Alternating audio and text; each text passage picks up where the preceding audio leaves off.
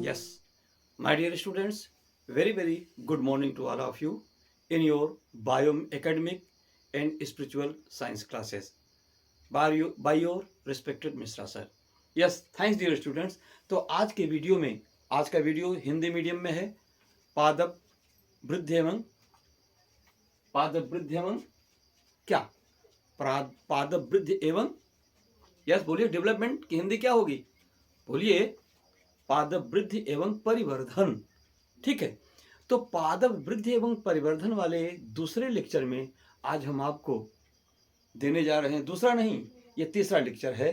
तो इस तीसरे लेक्चर में हम आपको बताने जा रहे हैं पादप वृद्धि दर क्या होती है।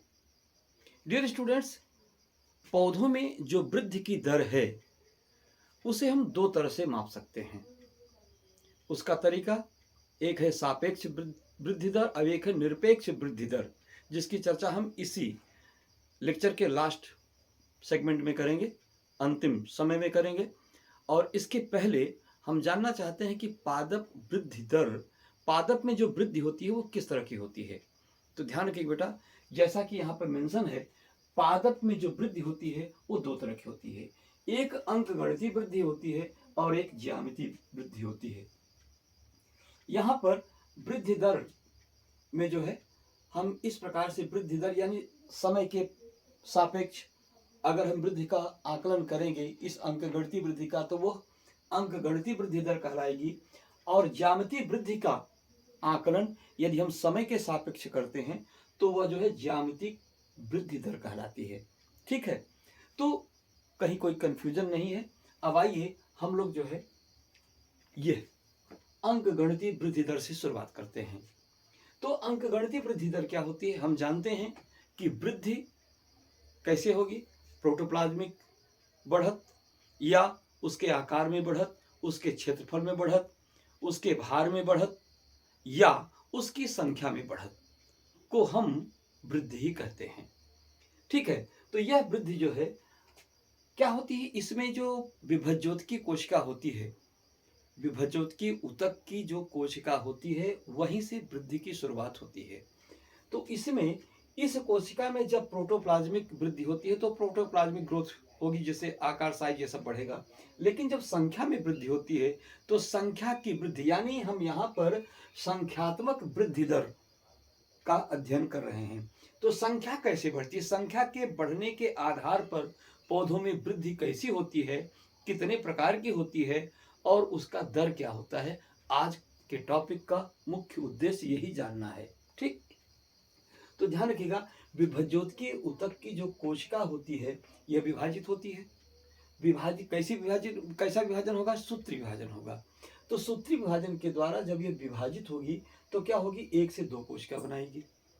जो दो कोशिकाएं बनती हैं दूसरे स्टेप में, उसमें से एक कोशिका में विभाजन की क्षमता बनी रह जाती है, जबकि दूसरी कोशिका में विभाजन की क्षमता खत्म हो जाती है, अर्थात वो अस्थायी हो जाती है।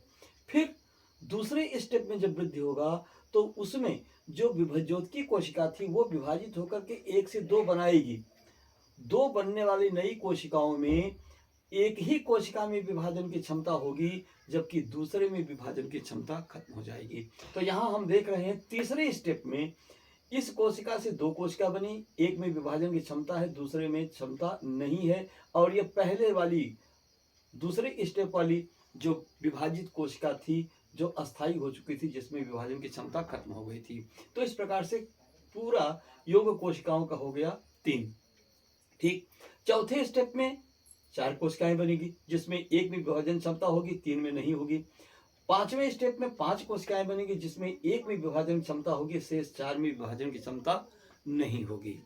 अब इसका हम 5 स्टेप तक अगर हम कैलकुलेशन करके निष्कर्ष निकालना चाहें तो निष्कर्ष क्या निकलता है कि यहाँ पर हर स्टेप में जब वृद्धि हो रहा है तो क्रमशः एक एक कोशिकाओं का ही वृद्धि होता चला जा रहा है। एक एक कोशिकाएं ही हर स्टेप में बढ़ती हुई चली जा रही हैं। जैसे पहले स्टेप में 1, दूसरे स्टेप में 2, तीसरे स्टेप में 3, चौथे स्टेप में 4 कोशिका और पांचवें स्टेप में 5 कोशिका का निर्माण हुआ, जिसमें से एक विभज्योत की प्रकृति क्या है और 4 जो है अस्थायी प्रकृति की कोशिकाएं हैं। तो यहाँ क्या देखने को मिल रहा है, हर स्टेप में एक कोशिका की क्रमशः वृद्धि होती चली जा रही है। और ऐसे ही यह वृद्धि ठीक वैसे ही है जैसे अंक गणित में संख्याओं का क्रमिक वृद्धि होता है। जैसे 1 के बाद 2 आया, 2 के बाद 3 आया, 3 के बाद 4 आया, 4 के बाद 5 आया, 5 के बाद 6 आया, यानी इस प्रकार से 6, 7, 8, 9, 10, 11, 12 इस प्रकार से संख्याएं वृद्धि कर रही हैं। यानी यह अंक गणित के नियमानुसार वृद्धि कर रही हैं। इसीलिए इस प्रकार के पादप वृद्धि को, इस प्रकार के पादप के संख्यात्मक वृद्धि को हम अंक गणितीय वृद्धि कहते हैं। और समय के सापेक्ष अगर इसकी गणना करें तो उसे अंक गणितीय वृद्धि दर कहेंगे। ठीक। अब आइए, इस प्रकार की वृद्धि होती कहाँ है, जरा ये भी तो जान लें। तो ध्यान रखो बेटा, जब पौधे में भ्रूण होगा, युग्मनज होगा, युग्मनज में सूत्री विभाजन होगा, सूत्री विभाजन से भ्रूण बनेगा, भ्रूण से भ्रूण परिपक्व होगा, बीज बनेगा, बीज जब अंकुरित हो जाता है, अंकुरित होकर के उसमें सूट और रूट, मूल और जड़ निर्माण हो जाती है, इसका निर्माण हो जाता है। तो इस मूल और जड़ के अग्रभाग का अगर हम विश्लेषण करें तो अग्रभाग में जहां पर क्या होता है, एपिकल मेरिस्टेम होता है। तो ध्यान रखिएगा, ये जो ब्लू वाला पोर्शन देख रहे हैं ये एपिकल मेरिस्टेम है, अग्रस्थ विभज्योत की उतक है। ठीक है। अब इसके साइड की जो कोशिकाएं हैं बनी हैं इसी से अंक गणितीय वृद्धि के हिसाब से इनका निर्माण हुआ है, लेकिन ये सब अस्थायी हो गई हैं। ये सब कोशिकाएं अस्थायी हो गई हैं, ये नीचे कोशिकाएं अस्थायी हो गई हैं, जबकि आगे वृद्धि करता हुआ आगे बढ़ता चला जाएगा और पीछे की कोशिकाएं अस्थायी होती चली जाएंगी।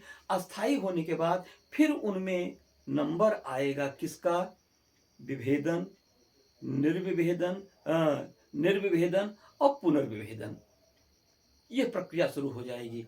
तो यहाँ पर इस जड़ और मूल के अग्रस्त भाग में जो विभज्योत की उतक होते हैं उसमें अंक गणितीय वृद्धि होती है। और इस प्रकार से अंक गणितीय वृद्धि के द्वारा वो जड़ या मूल या प्ररोह उसका क्या होता है, वो क्रमशः प्रकाश की तरफ, अंधकार की तरफ बढ़ता चला जाता है।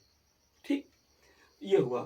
अब अगर इस प्रकार के अंक गणितीय वृद्धि को हम समय के सापेक्ष उसकी लंबाई का आकलन करने हेतु अगर उसे हम ग्राफ के द्वारा प्रदर्शित करना चाहें, आलेख के द्वारा, चित्रात्मक आलेख के द्वारा प्रदर्शित करना चाहें, तो उसका रूप इस प्रकार से मिलता है।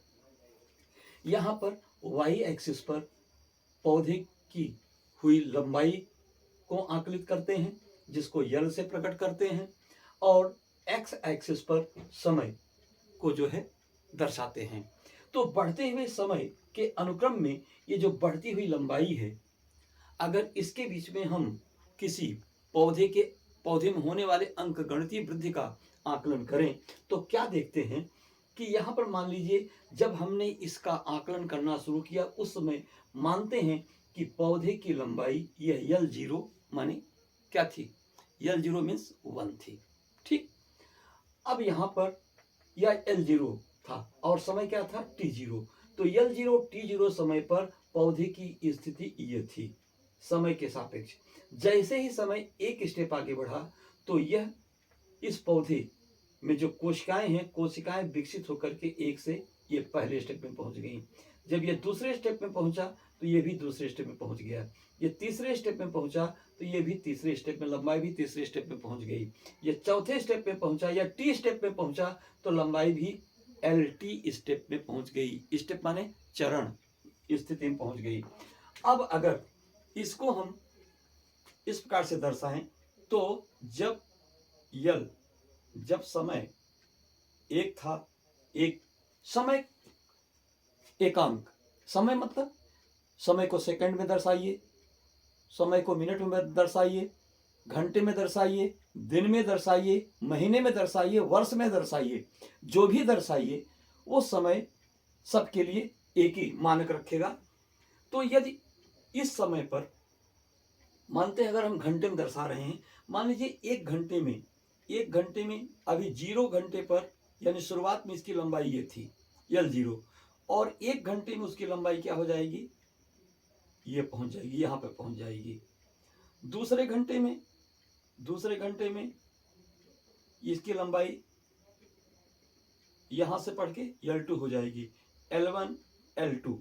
तीसरे घंटे में इसकी लंबाई बढ़ करके कहां पहुंची, यहां पहुंच गई। T घंटे में इसकी लंबाई पहुंच करके LT हो गई। इस प्रकार से यदि सारे पॉइंट्स को हम इंटरकनेक्ट कर दें तो हमें एक सीधा नियत कॉन्टिन्यूअस रेखी वृद्धि का आरेख प्राप्त होता है।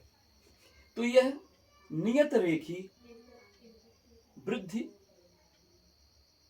को दर्शाने वाला आलेख है, जो लंबाई और समय के विरुद्ध आलेख के रूप में प्रदर्शित किया गया है। डियर स्टूडेंट्स, अगर यहां पर हम t समय में होने वाली लंबाई LT का आकलन करना चाहें तो इसके लिए हम इस सूत्र का पालन करते हैं, जिसके पर जहां पर क्या होगा, LT बराबर होगा L0 प्लस RT। यहां पर LT क्या है, अंतिम लंबाई, और L0 क्या है, प्रारंभिक लंबाई, और R क्या है, R जो है जिस रेट से इसमें वृद्धि हो रहा है वो है, और T क्या है, इस LT लंबाई को प्राप्त करने में लगा कुल समय T है। ठीक है, तो इस प्रकार से इस सूत्र के द्वारा हम कह सकते हैं कि नियत रेखी वृद्धि क्या होता है, नियत रेखी वृद्धि प्रारंभिक लंबाई प्लस उसके वृद्धि दर और कुल लगे समय के गुणांक के योग के बराबर होती है। ठीक, परिभाषा बन गई। नियत रेखी वृद्धि क्या होती है, नियत रेखी वृद्धि प्रारंभिक वृद्धि तथा वृद्धि दर और कुल लगे हुए, उस वृद्धि में लगे हुए कुल समय के गुणांक की योग के बराबर होती है। ठीक, यहां पर LT T समय में लंबाई है, L0 शून्य समय पर जो लंबाई थी वो है, R जो है वृद्धि दर, दीर्घीकरण का वृद्धि दर है, और कब, प्रति इकाई समय पर।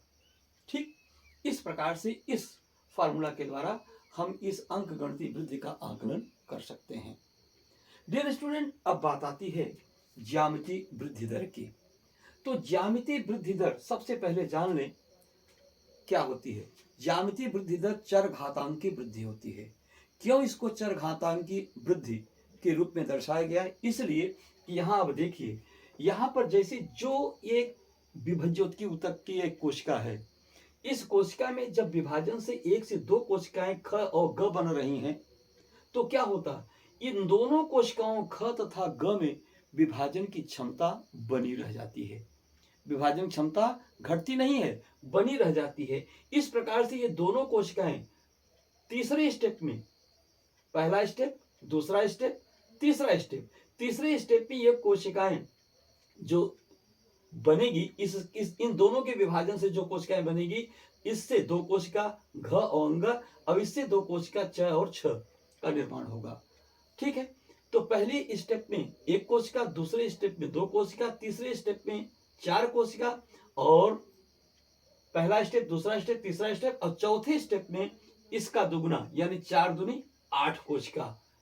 नाम क्या है, घ से ज और झ बनी, अंग से च और ट बना, च वाली कोशिका से ठ और ड बना, और छ वाली कोशिका से ढ और ड़ का निर्माण हुआ। इस प्रकार से 8 कोशिकाएं बनी। अब अगर एक और स्टेप आगे चलें, 5वें स्टेप में, तो यहां पर इस 8 कोशिका से 16 कोशिकाओं का निर्माण होगा इसी क्रम में। अब यहां पर ध्यान देने की बात यह है कि पहली स्टेप में जो 1 कोशिका बनी, अगर 2 के घातांक के रूप में इसको हम दर्शित करें तो पहले स्टेप में 2 घाती 0 कोशिका अर्थात 1 कोशिका का निर्माण हुआ। पहले स्टेप में 2 घाती 0 अर्थात 1 विभज्योत की कोशिका थी।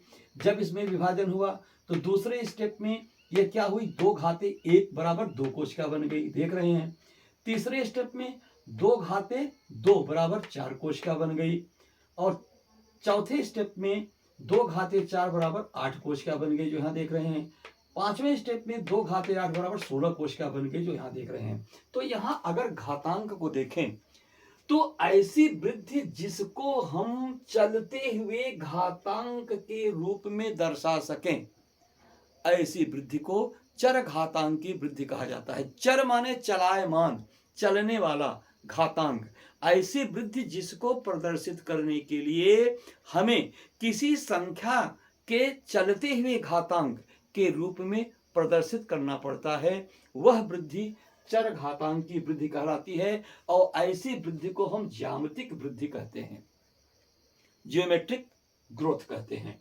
ठीक है, अगर ये ज्यामितिक वृद्धि है, अब आइए देखते हैं ये वृद्धि होती कहाँ है। तो बेटा ध्यान रखना, ये वृद्धि जब निषेचन के पश्चात अंड और परागकण का संयुग्मन होता है, वो हेप्लॉइड से डिप्लॉइड होते हैं, तो युग्मनज का निर्माण होता है। अब इस युग्मनज में जब सूत्री विभाजन होगा, तो सूत्री विभाजन से क्या होता है, ये जो युग्मनज है ये 2, 4, 8, 16, 32 इसी प्रकार से, इसी दर से, उसी अनुपात में बढ़ती हुई चली जाएगी। तो इस विभाजन में एक और खासियत होती है, ये होता तो सूत्री विभाजन है, लेकिन ये बड़ी महत्वपूर्ण बात है कि हर सूत्री विभाजन में यदि वो अंक गणितीय वृद्धि को दर्शा रही है, तो हर विभाजन के बाद कोशिका क्या करेगी, हर मदर सेल से जो 2 डॉटर सेल बनेंगी, वो दोनों डॉटर सेल विभाजन से पहले, मदर सेल बनने से पहले वो इंटरफेज में जाएंगी, जिसमें G1 यस फेज और G2 फेज को कंप्लीट करके पुनः विभाजन की योग्य बनेंगी, अर्थात उसमें इंटरफेज होगा।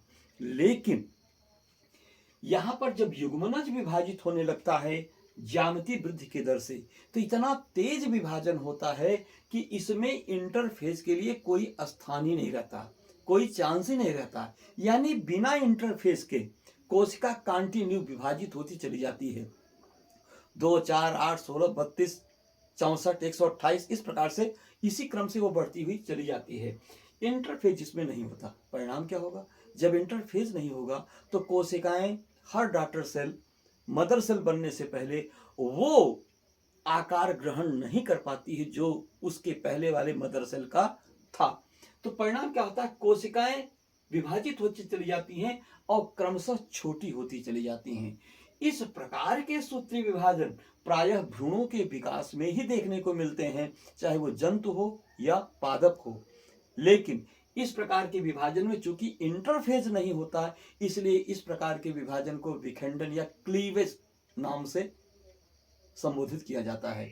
तो यहाँ पर क्लीवेज हो रहा है, यहाँ पे कोशिका है, ये विभाजित हुई 1 से 2 ही, आकार देखिए आधा हो गया, फिर 2 से 4 हो गई, आकार 1/4 हो गया, 4 से 8 हो गई, आकार कोशिकाओं का 1/8 हो गया। लेकिन संख्या तो बढ़ी, लेकिन आकार घटता चला गया। तो यहां से लेकर के यहां तक जो विकास हो रहा है, जो वृद्धि हो रही है ज्यामितीय विधि से, वह प्रायः भ्रूणों के विकास में होता है, जिसको अंग्रेजी में एम्ब्रियोजेनेसिस क्या कहते हैं, एम्ब्रियोजेनेसिस, या हिंदी में भ्रूण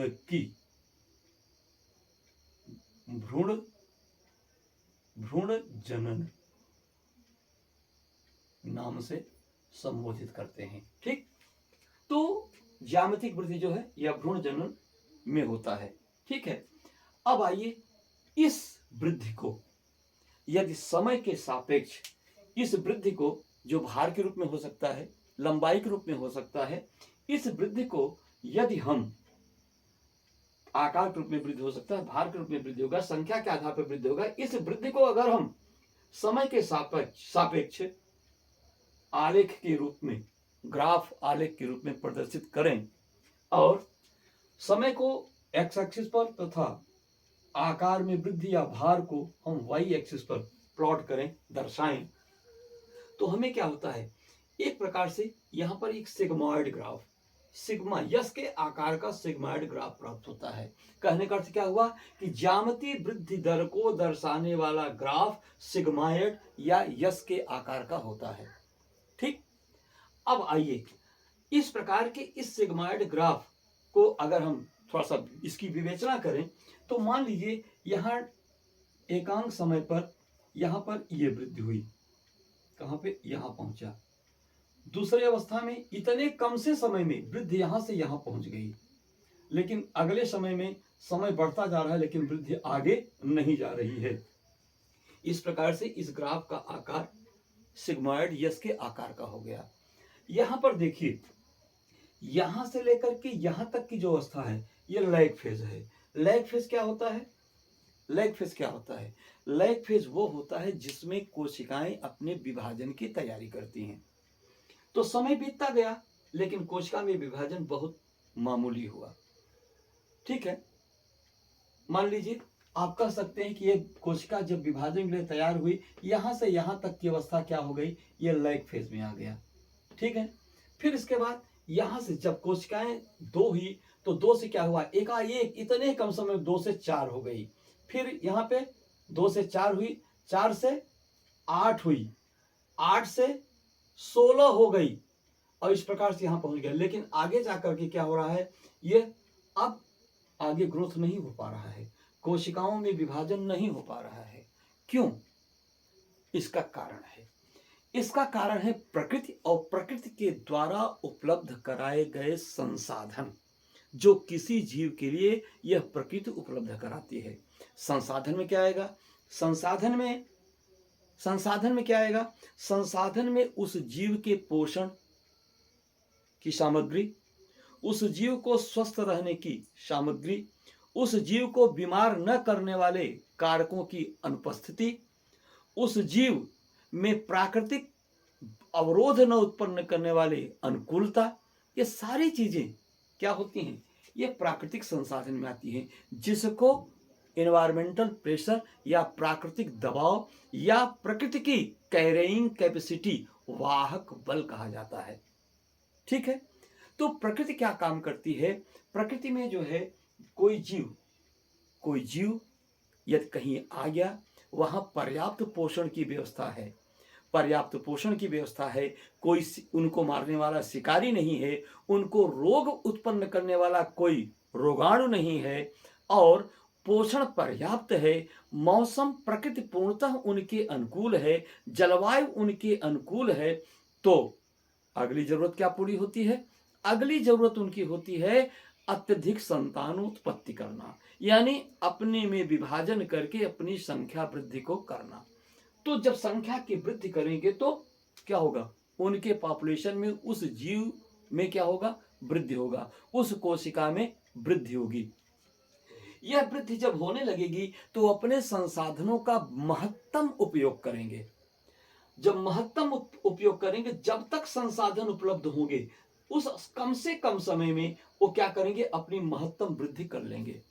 लेकिन जैसा कि डार्विन ने बताया कि इस संसार में यदि संसाधन उपलब्ध हो तो हर जीव अपनी इनॉर्मस ग्रोथ, असंख्य वृद्धि करना चाहता है और करता भी है। और इसके बाद अगला चैलेंज क्या आता है? अगला चैलेंज तब शुरू होता है जब प्रकृति के संसाधन इस जीव के लिए सीमित हो जाते हैं, घट जाते हैं। जब संसाधन घट जाएंगे तो क्या होगा? संसाधन घट जाएंगे तो वो कुपोषण के शिकार होंगे, वो रोग के शिकार हो जाएंगे, वो परभक्षण के शिकार हो जाएंगे, वो प्रतिकूल जलवायु के शिकार हो जाएंगे। और परिणाम क्या होगा? जितना उनका जन्म दर है, वृद्धि दर है, उससे ज्यादा कहीं उनकी मृत्यु दर बढ़ जाएगी। तो जन्म दर और मृत्यु दर को मिला देंगे तो ओवरऑल जो उनकी वृद्धि दर है वो ऑटोमेटिक घट जाएगी।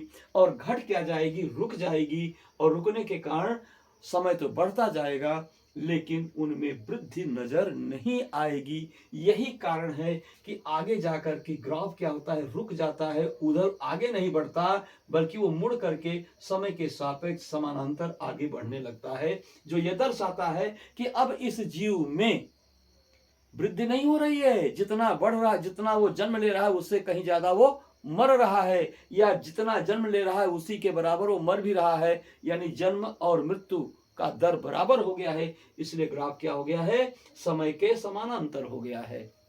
ठीक, अब बेटा अगली बात आपको समझना है, एक्चुअली ये जो चरघातांकी वृद्धि का आलेख यहां दर्शित किया गया है, यह एक सैद्धांतिक है। सैद्धांतिक ज्यादा है, व्यवहारिक कम है।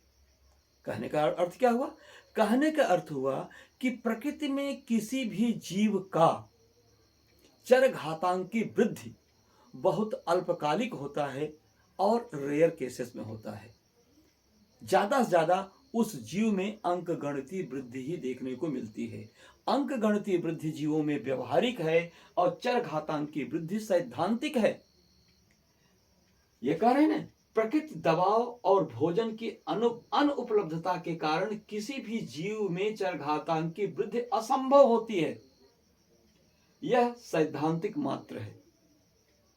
ठीक है, चरघातांकी ग्राफ यह सिग्मॉइड आकार का प्राप्त होता है। ठीक है, यहां जो तथ्य बताया गया, यह भी जिस विषय पर हमने चर्चा किया, ये उसी बात को इस छोटे से वाक्य के द्वारा दर्शा रहा है। ठीक है, लेकिन याद रखिएगा, क्लास 12th में जब हम आपको बायोटेक्नोलॉजी पढ़ाने लगेंगे तो वहां एक बार इस प्रकार की वृद्धि की हम फिर चर्चा करेंगे। ठीक है, यह वृद्धि चरघातांक की वृद्धि एक्सपोनेंशियल ग्रोथ जो है, यह इनप्रैक्टिकल अव्यवहारिक है, मियर प्रिंसिपल केवल सैद्धांतिक है, फिर भी इसका अपवाद है। कब? जब हम कृत्रिम रूप से किसी जीवाणु को बायोरिएक्टर में सारी सुविधा प्रदान करते हैं कि जितना वो बढ़ना चाहे, जब तक बढ़ना चाहे वो वृद्धि करे, उसके संसाधन सीमित नहीं होंगे, तो क्या होता है, ऐसी परिस्थिति में वह जीवाणु उस बायोरिएक्टर में अपने इस सिद्धांत का पालन करता है, अर्थात वो एक्सपोंटेनियस यानी चरघातांक की दर से बढ़ता चला जाता है, और जब हम चाहते हैं तभी उसकी वृद्धि रुकती है। ठीक है, तो इस प्रकार से प्रकृति में बहुत से जीव हैं, किसी में यह सिग्मॉइड ग्राफ जो है इस रूप में प्राप्त होगा, तो किसी में इस रूप प्राप्त हो जाएगा, तो किसी में इस रूप में प्राप्त होगा, तो किसी में इस रूप में प्राप्त होगा। यानी जीव और जिस परिवेश में, जिस आवास में, जिस हैबिटेट में वो जीव रह रहा है, उन दोनों के संयोगिक प्रभाव के कारण जीवों के जो चरघातांकी वृद्धि है वो छोटी, मध्यम आकार की, बड़े आकार की हो सकता है। यानी उनके लिए यश का मान छोटा, बड़ा और बड़ा और बड़ा प्राप्त हो सकता है। इस यश के आकार का घटना या बढ़ना जीव की क्षमता और जीव की जनन क्षमता और उसके लिए उपलब्ध कराए गए प्राकृतिक संसाधन पर निर्भर करता है।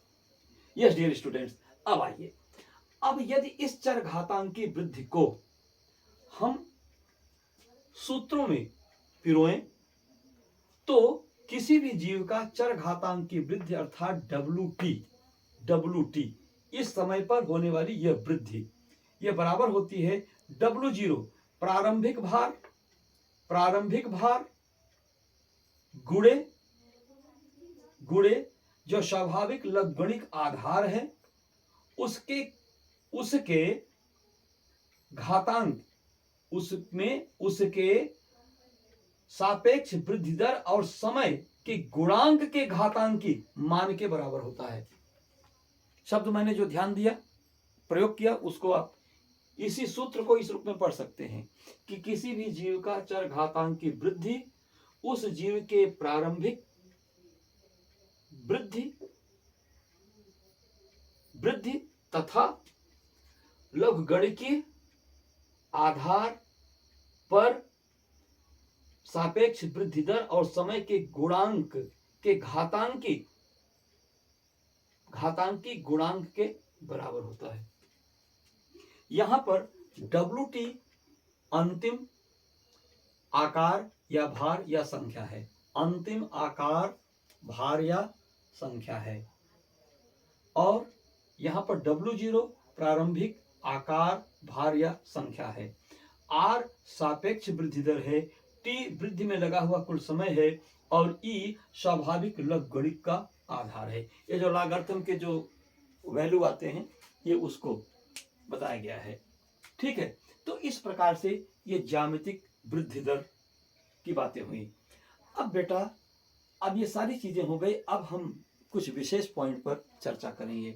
विशेष पॉइंट पर चर्चा करें इसके पहले हम आपको 2 मिनट का समय देते हैं, 1 मिनट का समय देते हैं। आप इसका जरा एक स्क्रीनशॉट ले लीजिए।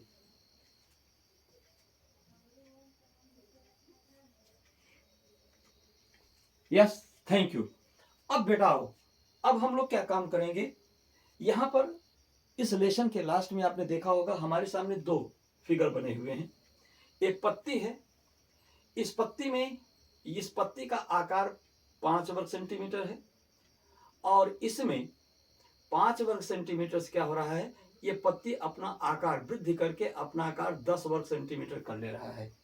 ठीक, और दूसरी ब वाली पत्ती है, ब वाली पत्ती का पहला आकार जो है 50 वर्ग सेंटीमीटर है और यह थोड़ा सा वृद्धि करके 55 वर्ग सेंटीमीटर की वृद्धि प्राप्त कर लेती है। इन दोनों पत्तियों के लिए हमें 2 प्रकार के वृद्धि का मापन करना है। एक निरपेक्ष वृद्धि दर का आकलन करना है और दूसरा सापेक्ष वृद्धि दर का आकलन करना है। जरा आप ध्यान से सुन लीजिए, ये जो निरपेक्ष और सापेक्ष वृद्धि दर होती हैं, ये जो यहाँ पे सूत्र लिखा गया है, इसी सूत्र से हम इसको परिभाषित कर सकते हैं। जबकि हमारी एनसीईआरटी में इस दोनों वृद्धि को, विशेष करके इस वृद्धि को बड़े घुमा करके इस तरह से कलात्मक शब्द का प्रयोग किया है कि समझने वाला बच्चा सड़पटक करके बैठ जाए, लेकिन समझ में आने वाली बात नहीं है। इसके लिए गुरु की आवश्यकता होती है और गुरु आपके सामने उपस्थित है।